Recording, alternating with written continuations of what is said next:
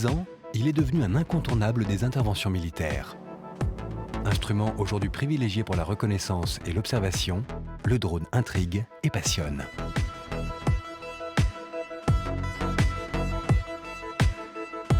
À l'heure où la France et l'Angleterre s'apprêtent à développer ensemble le drone du futur, capable de frapper l'adversaire, le Journal de la Défense fait le point sur cet outil militaire en pleine évolution.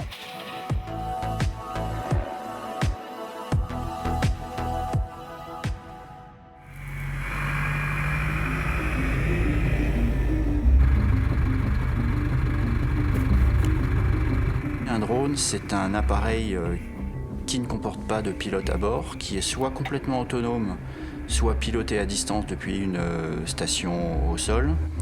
Et pour faire la différence avec un missile, par exemple, il y a la notion en plus pour le drone de réutilisation. Ça peut être un véhicule terrestre, un bâtiment de surface, voire un véhicule sous-marin. Donc à partir du moment où il est automatisé, piloté à distance pour effectuer une mission et être récupéré, quel que soit le milieu dans lequel il se trouve, on peut parler de drone.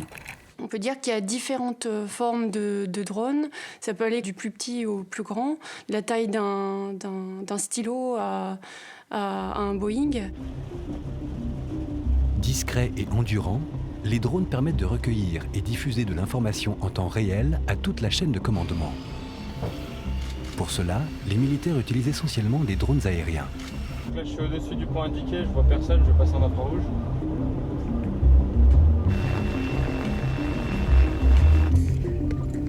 Cet appareil, par exemple, est un drone de renseignement au contact, le DRAC. Lancé à la main, il vole de 60 à 90 km/h. On pourrait comparer ça un peu à une forme de jumelle déportée, de jumelle longue portée déportée pour les troupes au sol. Il permet d'avoir vraiment le renseignement immédiatement disponible pour les troupes. Qu'est-ce qu'il y a derrière la ligne de crête? Qu'est-ce qu'il y a après le premier virage? Ce type de renseignement très important pour assurer la sécurité des troupes déployées. Il y a eu un réel changement à partir des années 90 avec la guerre du Golfe et un peu avant avec l'avènement de l'informatique qui a permis de connecter les technologies entre elles et pouvoir agir en interarmée et voire en interallié avec ces systèmes. Le drone tactique intérimaire SDTI permet de renseigner les troupes directement sur le terrain en volant jusqu'à 3500 mètres d'altitude. Il peut détecter un véhicule léger à 6 km de distance. Lui va avoir une portée de quelques dizaines de kilomètres, va rester quelques heures en l'air et va fournir à l'ensemble des troupes au sol le renseignement sur, on pourrait dire, la phase suivante de sa manœuvre. C'est qu'elle va faire dans les 6-8 heures qui suivent, de façon à pouvoir préparer la suite des actions. Les drones de l'armée de l'air, grands comme de véritables avions, peuvent opérer jusqu'à 900 km de leur base, la distance entre Paris et Rome. On les appelle les drones MAL, pour moyenne altitude, longue endurance. On est clair pour engagement du target restant. Ils fournissent un renseignement global sur l'ensemble des interventions et orientent les décisions ou les grandes manœuvres au plus haut niveau. Actuellement, les drones MAL sont très utilisés notamment dans la bande sahélo-saharienne. Ils permettent d'avoir un renseignement à longue distance sur ce territoire immense. La plupart des pilotes sur ces drones étant d'anciens pilotes de chasse,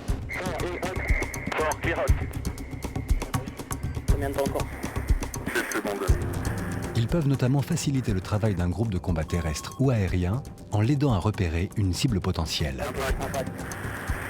À la différence des avions qui passent, qui éventuellement prennent une photographie et ensuite rentrent après quelques heures sur leur base aérienne, le drone, de par sa conception, intrinsèquement, a vocation à rester maraudé au-dessus de son objectif. Donc on passe d'une surveillance intermittente d'une cible et de son environnement à la permanence de la surveillance. Donc cet avion, de par son pilotage qui est déporté au sol, donc le pilote n'est plus à bord, pas tant parce que c'est dangereux, mais bien parce que ça permet de durer dans la mission. Là où un avion de chasse fera une mission de 4 heures, le drone pourra lui opérer 18 heures sur zone. Dans la mesure où le pilote est au sol, ça lui permet d'avoir plus de recul par rapport à l'événement, ça lui permet d'avoir des capteurs complémentaires qu'il ne peut pas avoir à bord d'un avion de chasse, notamment des outils d'analyse d'imagerie. C'est l'interprétateur photo qui analyse en temps réel les images.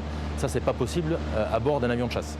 Le drone accélère ainsi la boucle de décision, du fantassin sur le terrain jusqu'au centre des opérations basé en France. Le fruit des images et éléments captés leur est transmis quasi immédiatement. Le fait de savoir que l'on a effectivement un œil bienveillant qui voit et qui permet d'anticiper les réactions de l'adversaire à la fois dans l'environnement immédiat grâce à son capteur optique, mais également un peu plus loin, 40-70 km grâce à son radar, est effectivement une chance et un appui important. Le Neurone, le démonstrateur de drones de combat développé depuis 2003 en Europe, permet d'imaginer l'avenir.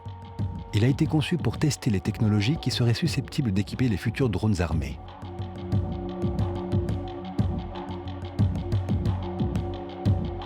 Bien qu'il n'y ait pas de pilote à bord, l'homme reste au cœur du système. L'engin est manœuvré à distance par une équipe qui peut à tout moment modifier la trajectoire de l'aéronef et reprendre la main.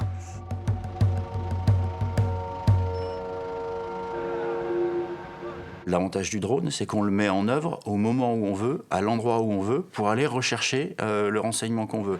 Essai drone neuron pour débuter le roulage. Le drone n'agit pas seul. Le drone, il va fournir un renseignement, il va nous désigner un adversaire ou un point d'intérêt, mais ensuite c'est l'homme qui, in fine, va prendre la décision.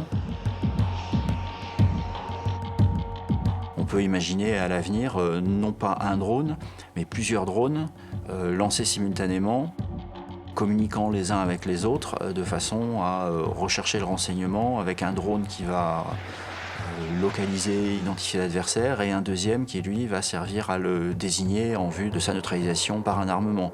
Donc ça peut être une évolution à l'avenir, c'est-à-dire non plus le drone, mais des drones, un groupe de drones coopérant entre eux pour accomplir la mission. Ces 10 dernières années, les avancées technologiques et industrielles ont été considérables. Selon les experts du domaine, le budget mondial de dépenses liées aux drones civils et militaires devrait doubler d'ici 2022, atteignant près de 12 milliards d'euros. Un secteur du drone civilo-militaire dopé et notamment subventionné par la Direction générale pour l'armement grâce au dispositif rapide. À ce jour, des centaines de PME ont déjà pu en bénéficier pour expérimenter ou développer des technologies aux applications tant militaires que civiles. C'est le cas par exemple de cette petite entreprise de 20 personnes basée à Marseille et créée en 2005 qui a innové avec le Cat Surveyor, un drone marin à usage civil ou militaire. Ce qui est tout à fait nouveau, c'est sa capacité d'embarquer un robot sous-marin. Donc la possibilité d'avoir des images sous-marines avec un engin qu'on peut déporter jusqu'à plusieurs kilomètres. Le drone en surface permet en effet au drone sous-marin d'inspecter les lieux en étant piloté à distance jusqu'à 4 ou 5 km. L'engin seul a une capacité d'inspection qui est équivalente à celle de 25 à 30 plongeurs. Depuis sa création, l'entreprise double son chiffre d'affaires tous les 3 ans et elle ne compte pas s'arrêter là. On a en vue d'autres développements pour aider à mieux voir, à mieux comprendre ce qui se passe sous l'eau. Et si jusque-là le frein avait été un peu la compétition avec les plongeurs, je pense qu'on démontre, comme avec nos concurrents américains par exemple, que c'est plus un complément qu'une compétition.